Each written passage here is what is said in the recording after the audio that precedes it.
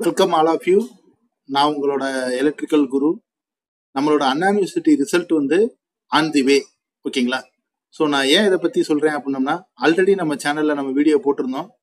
இந்த வாரம் புதன் அல்லது வியாழன் தேதிக்குள்ளே நம்மளுக்கு வந்து ரிசல்ட் வந்து பப்ளிஷ் பண்ணிடுவாங்க அப்படின்னு சொல்லிட்டு.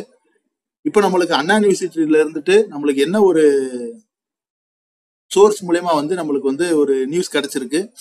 உங்களோட ரிசல்ட்ஸை ஃபுல்லாமே பேஜஸ்ல வந்து ஏற்ற ஆரம்பிச்சிட்டாங்க.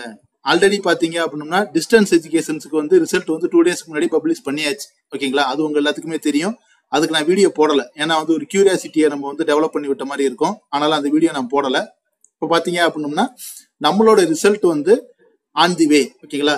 ஸோ வந்துட்டு உங்களோட ரிசல்ட் ஃபுல்லா பேப்பர் எல்லாமே வேல்யூ பண்ணி உங்க மார்க்கை ஃபுல்லாமே வந்து வெப்சைட்ல ஏத்தி எல்லாமே வந்து பேஜஸா கன்வெர்ட் பண்ணி இப்போ ரெடியா இருக்கு. ஓகேங்களா? இப்போ நெக்ஸ்ட் ப்ராசஸ் என்னன்னு பாத்தீங்க அப்படின்னம்னா, கண்ட்ரோலர் ஆஃப் எக்ஸாமினேட்டர் வந்துட்டு ஒரு அப்ரூவல் மட்டும் தான் அவங்க வாங்கணும். ஓகேங்களா? ரிசல்ட்டை பப்ளிஷ் பண்ணிடலாமா, இந்த மாதிரி வந்து எல்லா ப்ராசஸ் நாங்க முடிச்சிட்டோம் அப்படின்னு சொல்லிட்டு controller of examination yes okay நீங்க ரிசல்ட்டை பப்ளிஷ் பண்ணிருங்க அப்படின்னு சொல்லிட்டாரு. அப்படின்னம்னா எந்த நிமிஷத்துலனாலும் நம்மளுக்கு வந்து ரிசல்ட் வந்து பப்ளிஷ் ஆகலாம். நாளைக்கு நைட் வரலாம், இன்னைக்கு நைட் வரலாம். இந்த வீடியோ பார்த்துக்கிட்டு இருக்க டயத்துல கூட உங்களுக்கு வந்து ரிசல்ட் வர்றதுக்கான வாய்ப்புகள் வந்து நிறைய இருக்கு. So your result is on the way. ஓகேங்களா? ஸோ ரெடியா இருங்க உங்களோட ரிசல்ட்டை பார்க்கறதுக்கு.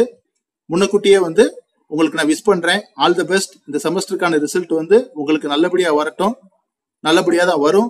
All the best, all the best, all the best.